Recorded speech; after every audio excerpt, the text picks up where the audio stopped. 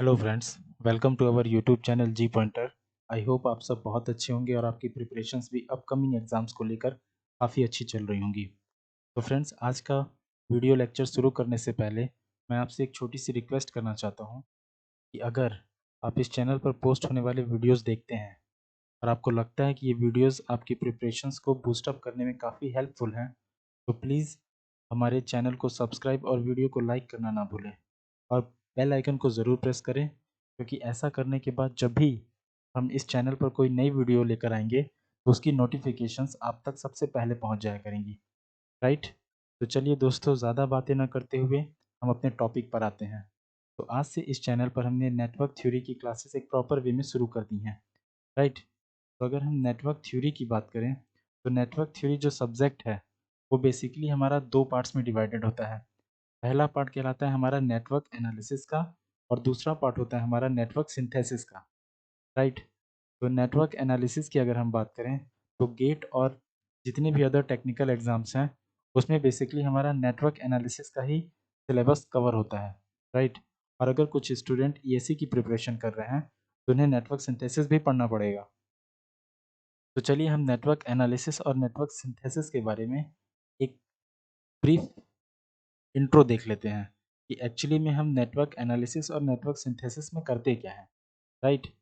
तो फ्रेंड्स, अगर हम नेटवर्क एनालिसिस की बात करते हैं तो फ्रेंड्स अगर हम नेटवर्क एनालिसिस की बात करें तो नेटवर्क एनालिसिस में होता क्या है कि हमें नेटवर्क का एक प्री डिफाइंड स्ट्रक्चर गिवन होता है and with the help of given energy sources we are going to find out the response like voltage current and power across the element which are used in the network. Right. और जो भी response हम लोग find out करते हैं वो response जो होता है हमारा वो क्या होता है, यूनिक होता है।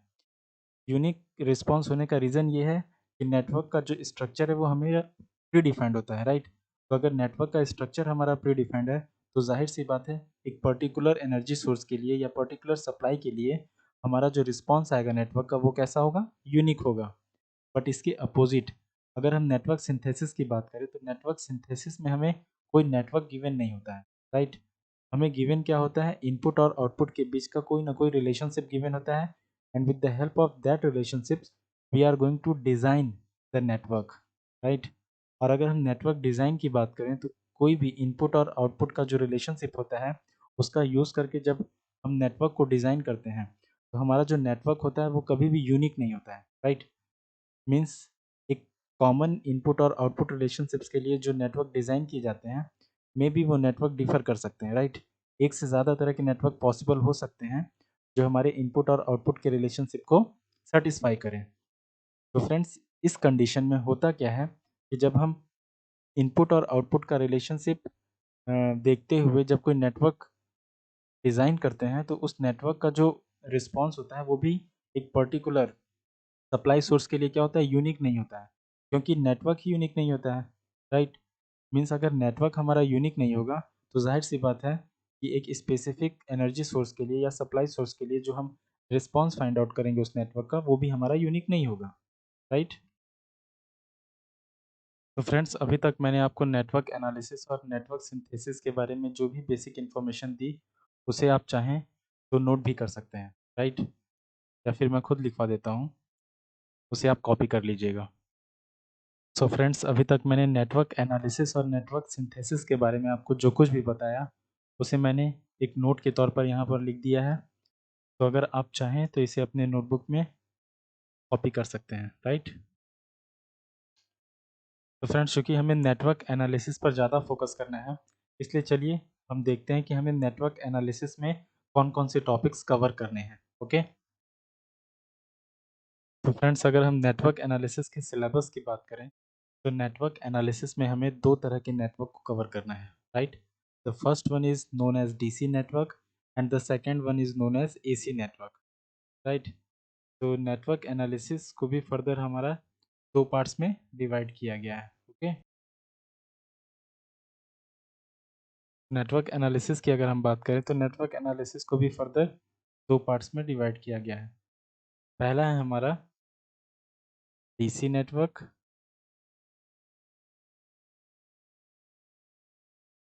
And second one is known as AC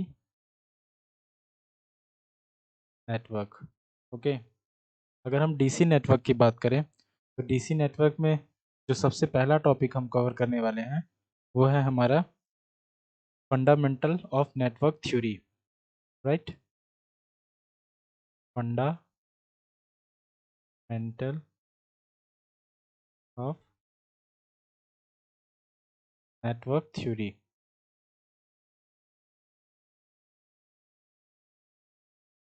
after that हम लोग नेटवर्क थ्योरम्स के बारे में पढ़ेंगे। नेटवर्क थ्योरम्स के बारे में हम पढ़ेंगे इसके बाद जो हमारा नेक्स्ट टॉपिक आएगा वो होगा हमारा ट्रांजिएंट एनालिसिस। Transient analysis. और डीसी नेटवर्क का जो हमारा लास्ट टॉपिक होगा वो होगा हमारा टू पोर्ट नेटवर्क का।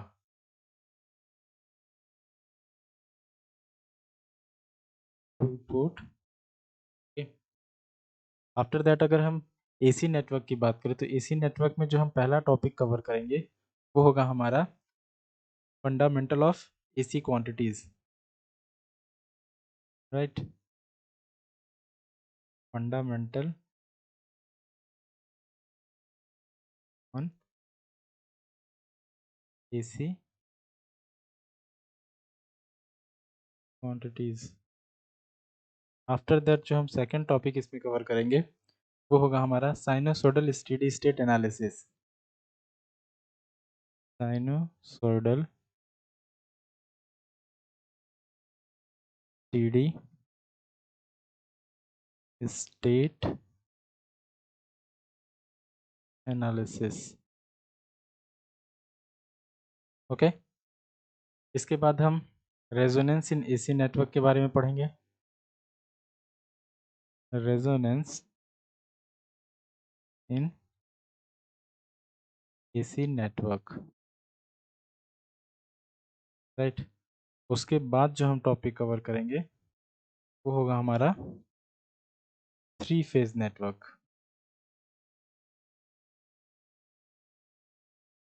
आफ्टर दैट जो हमारा सबसे लास्ट टॉपिक होगा एसी नेटवर्क में वो होगा हमारा magnetically coupled circuit. Magnetically coupled circuit. Okay, and DC और एसी नेटवर्क को कवर करने के बाद जो सबसे लास्ट टॉपिक होगा हमारा नेटवर्क थ्योरी में वो होगा हमारा लास्ट टॉपिक, ये होगा हमारा ग्राफ थ्योरी का। Graph theory. ओके, तो फ्रेंड्स ये हमारा नेटवर्क एनालिसिस का सिलेबस है। जिस सीक्वेंस में मैंने ये सिलेबस लिखवाया है मैं उसी सीक्वेंस में इसको कवर भी करने वाला हूँ। ओके, तो चलिए हम नेटवर्क एनालिसिस में अपना सबसे पहला part fundamental of network theory वो शुरू करते हैं। इसमें हम देखेंगे कि नेटवर्क एक्चुअली में होता क्या है, नेटवर्क कहते किसे हैं, नेटवर्क की बेसिक डेफिनेशन क्या है। आफ्टर दैट सर्किट के बारे में हम देखेंगे कि सर्किट किसे कहते हैं और ये नेटवर्क से किस तरह से डिफर करता है। ओके, तो चलिए अब हम बेसिक ऑफ नेटवर्क के बारे में थोड़ा बहुत पढ़ लेते हैं। तब तक मैं इसे थोड़ा रिमूव कर देता हूँ ताकि जगह मिल जाए पढ़ाने के लिए। तो चलिए फ्रेंड्स हम अपना पहला टॉपिक शुरू करते हैं which is known as fundamental of network theory. Fundamental of network theory में जो हम सबसे पहली चीज़ पढ़ने वाले हैं वो है हमारा बेसिक ऑफ नेटवर्क। राइट, अगर नेटवर्क के बेसिक की अगर हम बात करें तो इसमें हम पढ़ने वाले हैं कि एक्चुअली में नेटवर्क होता क्या है। राइट, नेटवर्क की डेफिनेशन क्या होती है, हम नेटवर्क को डिफाइन कैसे कर सकते हैं। तो यहाँ पर सबसे पहले हम पढ़ने वाले हैं नेटवर्क के बारे में। Right, basic of network. Right, यहाँ अगर हम नेटवर्क के डेफिनेशन की बात करें, ओके, अगर हम नेटवर्क के डेफिनेशन की बात करें तो नेटवर्क होता क्या है। राइट, तो अगर हम नेटवर्क की बात करें तो it is nothing but the interconnection of electrical element which may or may not have a closed path.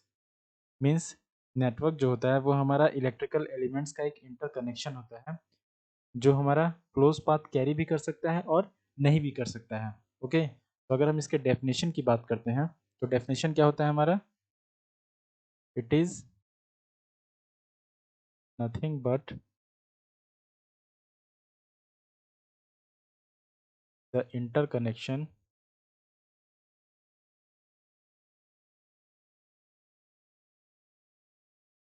Of electrical elements which may or may not have closed path. Right, तो ये हमारी network की एक basic definition होती है। इसके बाद हम जानते हैं सर्किट किसे कहते हैं। राइट, क्योंकि बहुत सारे लोग कंफ्यूज होते हैं कि नेटवर्क और circuit both are the same things, but ऐसा नहीं होता है। नेटवर्क और सर्किट में एक बेसिक सा डिफरेंस होता है जो पता होना चाहिए। राइट, तो अगर हम सर्किट की बात करते हैं, राइट, सर्किट की अगर हम बात करें तो सर्किट किसे कहते हैं? Circuit, it is also the interconnection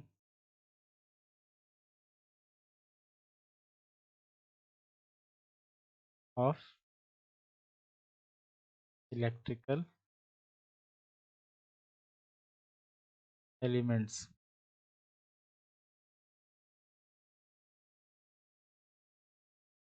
with at least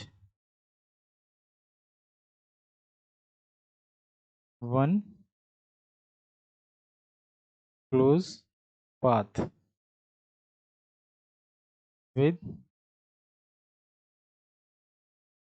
least one independent energy source। Okay, तो ये हमारी नेटवर्क और सर्किट की कुछ बेसिक सी डेफिनेशंस होती हैं जिन्हें हमें पता होना चाहिए।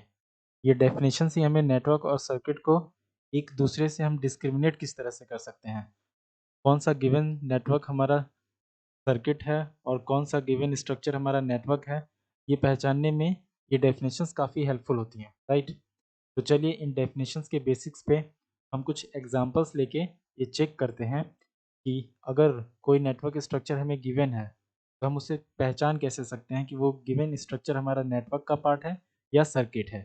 राइट, तो कुछ एग्जांपल्स हम यहाँ पर देखते हैं। तो फ्रेंड्स, जैसा कि आप एग्जांपल्स में देख सकते हैं, यहाँ पर हमें 3 नेटवर्क स्ट्रक्चर लिए हैं।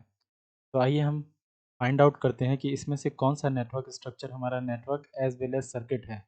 ओके, तो अगर हम सबसे पहले एग्जांपल की बात करते हैं तो इस नेटवर्क स्ट्रक्चर में हम देख सकते हैं कि हमारा R L C 3 electrical elements लगे हुए हैं। ओके, बस इस बट इस नेटवर्क स्ट्रक्चर की अगर हम बात करें तो इसका कोई क्लोज पाथ नहीं है। ओके, तो अगर हम फर्स्ट नेटवर्क स्ट्रक्चर को देखते हैं, ओके, तो यहाँ से हमको ये पता चलता है कि ये नेटवर्क स्ट्रक्चर हमारा नेटवर्क तो है। ओके, ये फर्स्ट स्ट्रक्चर हमारा नेटवर्क तो है, बट क्या ये सर्किट हो सकता है क्या? सर्किट होने के लिए किसी भी नेटवर्क की जो बेसिक कंडीशन होती है जो फुलफिल होनी चाहिए वो क्या होती है कि जो हमारा नेटवर्क होता है उसमें एटलीस्ट एक क्लोज पाथ होना चाहिए with one independent energy source. Right, तो अगर हम फर्स्ट एग्जांपल को देखें तो फर्स्ट एग्जांपल में हमारा कोई क्लोज पाथ नहीं है। ओके, तो जब एक भी क्लोज पाथ हमें फर्स्ट स्ट्रक्चर में नहीं दिख रहा है इसका मतलब क्या ये सर्किट की कंडीशन को फुलफिल कर रहा है? बिल्कुल नहीं। मीन्स ये जो पहला नेटवर्क स्ट्रक्चर है वो हमारा नेटवर्क की कंडीशन को तो फुलफिल कर रहा है बट ये सर्किट की कंडीशन को फुलफिल नहीं कर रहा है। मीन्स ये नेटवर्क तो है but it is not a circuit. Okay, similarly अगर हम सेकंड एग्जांपल की बात करें तो सेकंड एग्जांपल में देखिए, सेकंड एग्जांपल को देख के हम ये बता सकते हैं ये भी हमारा एक नेटवर्क तो है, बट क्या ये हमारा सर्किट है? बिल्कुल नहीं। ओके, सेकेंड एग्जाम्पल भी हमारा नेटवर्क की कंडीशन को तो फुलफिल कर रहा है, मीन्स ये एक नेटवर्क है, बट ये कोई सर्किट की कंडीशन को फुलफिल नहीं कर रहा है। क्यों? बिकॉज सर्किट में क्या होना चाहिए, क्लोज पाथ के साथ साथ एक इंडिपेंडेंट एनर्जी सोर्स हमारा प्रेजेंट होना चाहिए। इस सर्किट में हमारा क्लोज पाथ तो है बट इंडिपेंडेंट एनर्जी सोर्स नहीं है, इसलिए ये सर्किट की कंडीशन को क्या कर रहा है, फुलफिल नहीं कर रहा है। ओके, तो ये क्या हमारा सर्किट होगा? बिल्कुल नहीं। सिमिलरली अगर हम इस थर्ड एग्जाम्पल की बात करते हैं, ओके, तो थर्ड एग्जाम्पल को देखिए, नेटवर्क ये भी है, राइट? क्यों? क्योंकि नेटवर्क क्या होता है हमारा, इंटरकनेक्शन ऑफ इलेक्ट्रिकल एलिमेंट विच में और may not have a closed path. Means close path है या फिर नहीं है तो भी हमारा अगर इलेक्ट्रिकल एलिमेंट्स का इंटरकनेक्शन है तो वो स्ट्रक्चर हमारा नेटवर्क कहलाएगा। ओके, मीन्स ये भी हमारा नेटवर्क की कंडीशन को फुलफिल कर रहा है, तो ये हमारा एक नेटवर्क तो है। अब अगर हम सर्किट की बात करें तो ये थर्ड स्ट्रक्चर जो है ये हमारा सर्किट की कंडीशन को भी फुलफिल कर रहा है। क्यों? क्योंकि यहाँ पर हमें एक क्लोज पाथ भी मिल रहा है एज वेल एज हमारे पास एक independent voltage source, suppose that ये वोल्टेज सोर्स है, तो ये एक इंडिपेंडेंट वोल्टेज सोर्स भी लगा हुआ है इसमें। ओके, तो ये structure third structure structure number C जो है वो हमारा नेटवर्क के साथ साथ सर्किट की कंडीशन को भी फुलफिल कर रहा है। ओके, तो ये नेटवर्क भी है और ये सर्किट भी है। ओके, तो अगर हम इन तीनों एग्जाम्पल्स को ध्यान से देखें तो हम नेटवर्क और सर्किट इन दोनों टर्म्स में जो डिस्क्रिमिनेशन होता है वो भी आसानी से पहचान सकते हैं। ओके, तो इस एग्जाम्पल के थ्रू जो हमारा एक समरी बनता है वो क्या, कि जो हमारा नेटवर्क होता है, ओके, वो हमेशा सर्किट हो ये ज़रूरी नहीं है, बट जो हमारा सर्किट होता है वो हमेशा नेटवर्क की कंडीशन को फुलफिल करता है। ओके, मीन्स हम यहाँ एक नोट की बात करें, अगर मैं यहाँ एक नोट लिखवाना चाहूँ तो क्या हो सकता है कि every circuit must be a network. Okay, every circuit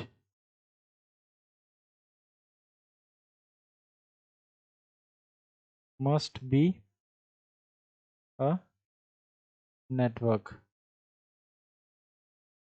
but क्या इसका वॉइस वर्सा स्टेटमेंट ट्रू है क्या? बिल्कुल नहीं। क्यों? क्योंकि हर नेटवर्क हमारा सर्किट हो ये ज़रूरी नहीं होता है। हमने एग्जाम्पल नंबर ए और एग्जाम्पल नंबर बी से ये देख लिया है। ओके, तो यहाँ पर एक पॉइंट और जोड़ देते हैं हम, and vice versa are not true.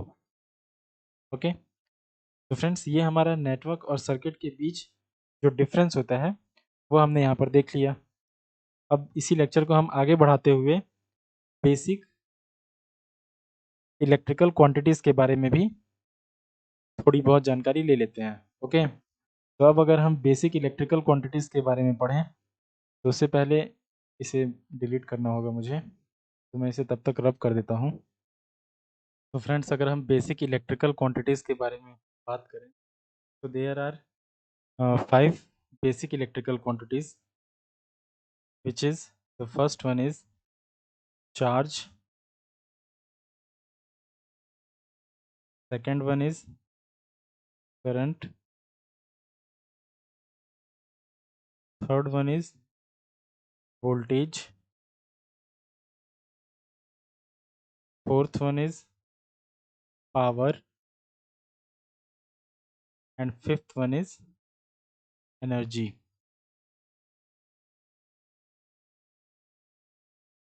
तो अगर हम चार्ज की बात करते हैं, राइट, तो चार्ज को हम बेसिकली रिप्रेजेंट करते हैं स्मॉल क्यू से। सिमिलरली अगर हम करंट की बात करें तो करंट को हम लोग रिप्रेजेंट करते हैं आई से। ओके, और चार्ज की जो यूनिट होती है, इसकी यूनिट की अगर हम बात करें तो इसकी यूनिट होती है हमारा कूलम।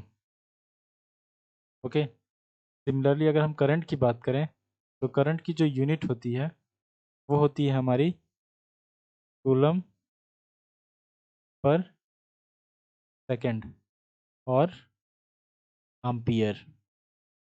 ओके, अगर हम वोल्टेज की बात करें तो वोल्टेज को हम लोग V से रिप्रेजेंट करते हैं, और इसकी जो यूनिट होती है वो होती है आपकी वोल्ट।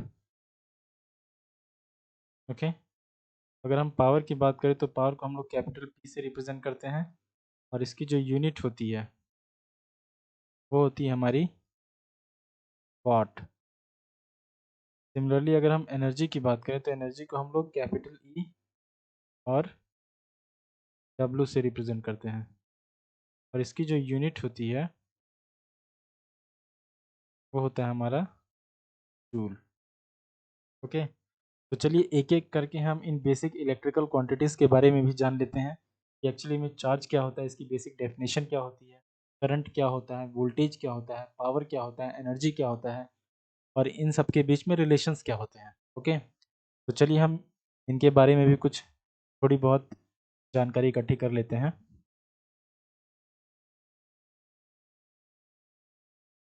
तो फ्रेंड्स अगर हम चार्ज के बारे में बात करते हैं, ओके, तो first one quantity is charge.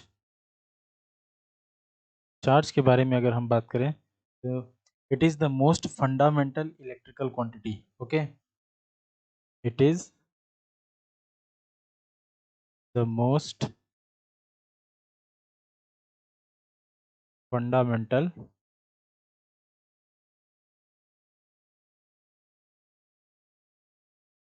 Electrical quantity. Right. इसे हम लोग रिप्रेजेंट करते हैं किससे? It is represented by, it is represented by Q and its unit is coulomb. Okay. तो चार्ज की अगर हम बात करें फ्रेंड्स, तो किसी भी मटेरियल की जो सबसे स्मॉलेस्ट यूनिट होती है वो होती है हमारी एटम। राइट। अगर किसी मटेरियल की स्मॉलेस्ट यूनिट की बात करें तो वो होता है हमारा एटम, और एटम के सेंटर में जो होता है वो हमारा होता है क्या? न्यूक्लियस। न्यूक्लियस में हमारे तीन तरह के एलिमेंट्स होते हैं। एक होता है हमारा क्या? इलेक्ट्रॉन। एक होता है हमारा प्रोटॉन, और एक होता है हमारा न्यूट्रॉन। ओके। तो अगर हम इलेक्ट्रॉन और प्रोटॉन की बात करें तो इलेक्ट्रॉन पर जो हमारा चार्ज होता है वो होता है negative charge.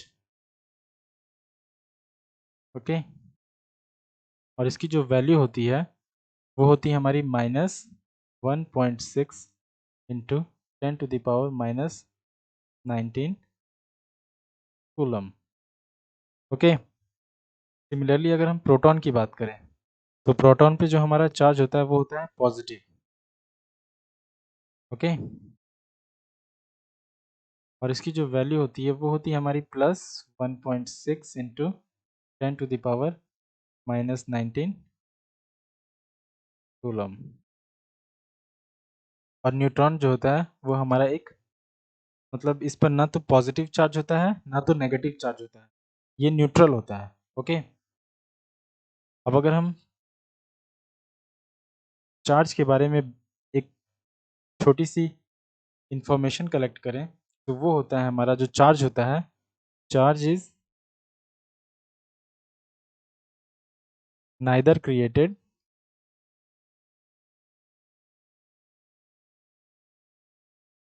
Nor destroyed. Okay. Means किसी भी एलिमेंट में हम चार्ज को ना तो क्रिएट कर सकते हैं ना तो उस एलिमेंट से चार्ज को हम डिस्ट्रॉय कर सकते हैं, but it can be transferred from one system to another system. Okay. अगर हम चार्ज की बात करें तो charge neither be created nor be destroyed but it can be transferred. Right. But it can be transferred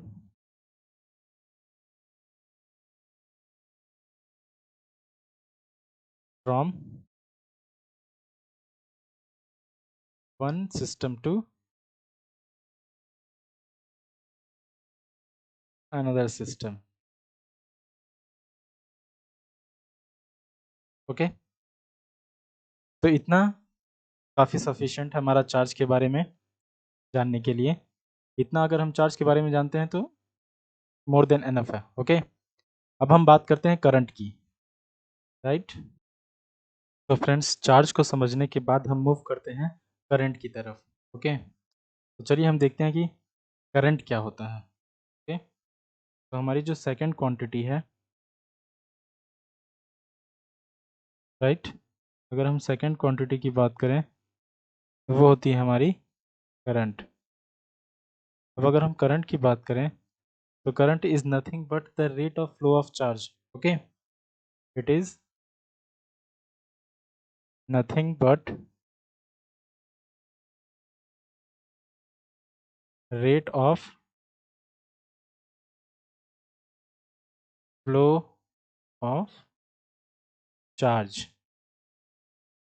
okay, तो अगर हम instantaneous current की बात करते हैं, आई ऑफ टी की, तो ये होता है हमारा D q of T by D T. इसकी यूनिट की अगर हम बात करें तो यूनिट हमने ऊपर मेंशन कर रखा है कि जो हमारी करंट की यूनिट होती है वो या तो कूलम पर सेकंड होती है या एम्पियर होती है। ओके, तो इसकी यूनिट की अगर हम लोग बात करें तो इसकी यूनिट हो जाती है हमारी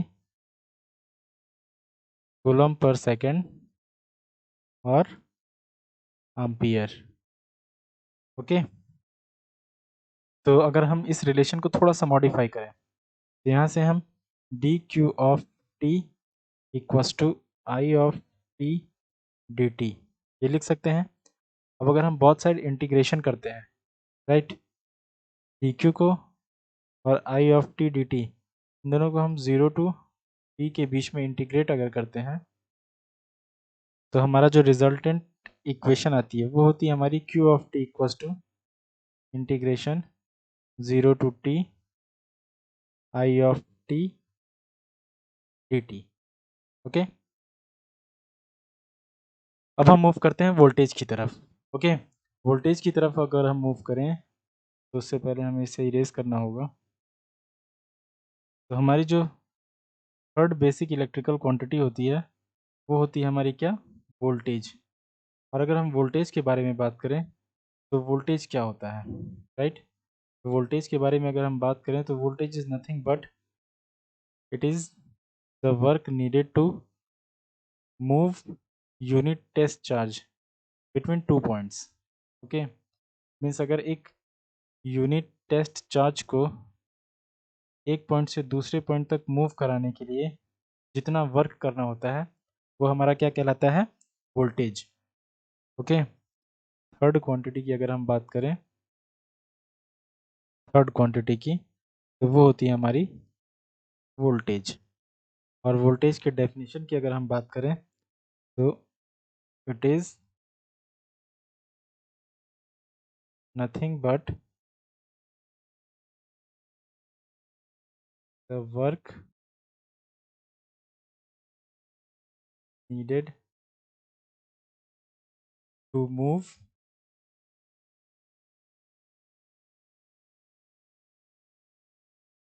पर unit test charge between two points. Okay, means v की अगर हम बात करें तो v इक्वल्स टू क्या हो जाता है हमारा, D W by D Q. या इसी रिलेशन को हम लोग लिख सकते हैं v इक्वल्स टू डब्ल्यू बाई क्यू। ओके, इसके यूनिट की अगर हम बात करें तो w क्या होती है हमारी, एनर्जी होती है, और q क्या होता है हमारा, चार्ज होता है। तो इसकी यूनिट हम लोग लिख सकते हैं जूल पर कूलम। ओके, इसी को हम लोग वोल्ट भी कहते हैं। अब वोल्टेज को कवर करने के बाद हम मूव करते हैं पावर की तरफ। ओके, अब देखिए अगर हम पावर की बात करते हैं, राइट,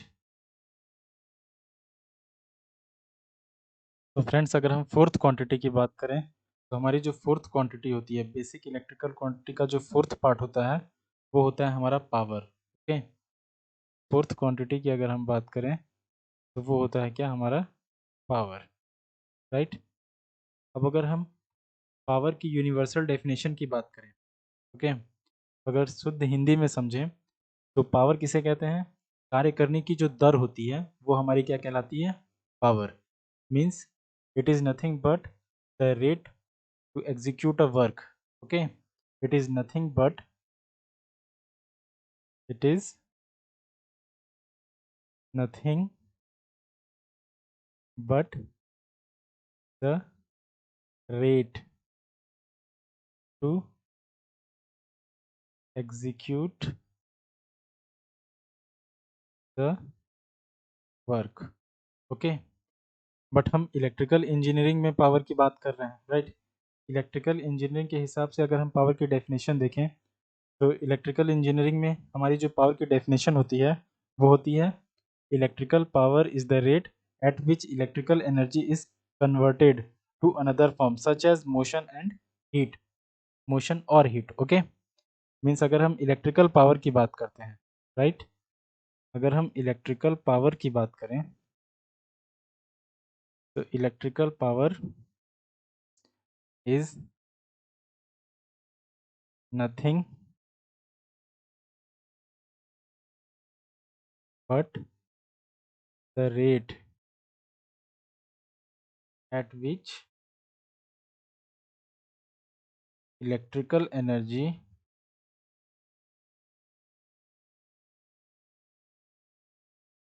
is converted into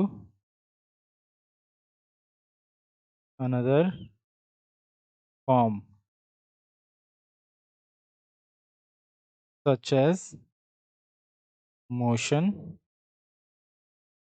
और heat, ओके। मीन्स अगर हम इंस्टेंटेनियस पावर की बात करते हैं पी ऑफ टी की, तो ये होता है हमारा D W of T by D T, okay. तो अगर हम पावर के इस रिलेशन को भी थोड़ा सा मॉडिफाई करें तो वो क्या हो जाता है हमारा, इसको हम इस तरह से भी लिख सकते हैं p of t equals to डब्ल्यू बाई टी, ओके। तो इस रिलेशन को अगर हम थोड़ा सा मॉडिफाई करें तो P of t into d t equals to d डब्ल्यू लिखा जा सकता है। अब अगर हम बहुत साइड इंटीग्रेट करते हैं 0 टू टी के बीच में, ओके, इसको भी हम लोग इंटीग्रेट करते हैं 0 टू टी के बीच में, तो हमें मिलता क्या है? W equals to integration 0 to t P of T D t, और ये क्या होती है हमारी एनर्जी, ओके। मीन्स पावर और एनर्जी एक दूसरे से कोरिलेट करते हैं, ओके। तो अगर हम यहाँ से एनर्जी की डेफिनेशन देखें तो एनर्जी की डेफिनेशंस को भी अगर हम शुद्ध हिंदी में समझें तो हमारी जो कार्य करने की क्षमता होती है वो क्या कहलाती है? हमारी energy. Means it is nothing but the capability to do the work, okay. तो इसी सीरीज में हम लास्ट टॉपिक को भी कंप्लीट कर लेते हैं which is known as energy, okay. तो सबसे पहले हम इसको थोड़ा रब कर लेते हैं, उसके बाद एनर्जी पर आते हैं, राइट। तो फ्रेंड्स बेसिक इलेक्ट्रिकल क्वांटिटी का जो हमारा लास्ट पॉइंट है वो होता है हमारा एनर्जी। एनर्जी की अगर हम बात करें तो अगर हिंदी में कहें हम तो जो कार्य करने की जो क्षमता होती है वो हमारी एनर्जी कहलाती है। Means it is nothing but the capability to do the work, right. अगर हम एनर्जी की डेफिनेशन की बात करें तो it is nothing but the capability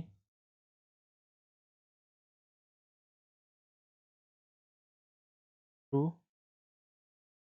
do the work, okay. Energy की अगर हम बात करें तो एनर्जी के रिलेशन को हमने पावर के रिलेशन से सेटिस्फाई किया था, ओके। तो अगर हम instantaneous power P of T की बात करें तो ये होता है हमारा D W T by D T, right. तो यहाँ से अगर हम D W T equals to P of T D T इस तरह से लिख सकते हैं। अब अगर हम बोथ साइड इंटीग्रेट करते हैं इसे 0 से टी के बीच में, 0 से टी के बीच में, तो ये आ जाता है हमारा W T which is known as energy equals to integration 0 to T P of T D T. Okay, तो फ्रेंड्स यहाँ पर हमारा बेसिक इलेक्ट्रिकल क्वांटिटीज़ भी कंप्लीट होता है। तो इस लेक्चर को हम लोग यहीं पर वाइंड अप करते हैं क्योंकि लेक्चर काफ़ी बड़ा हो जा रहा है। ओके, तो चलिए दोस्तों, बने रहिएगा हमारे साथ। कल हम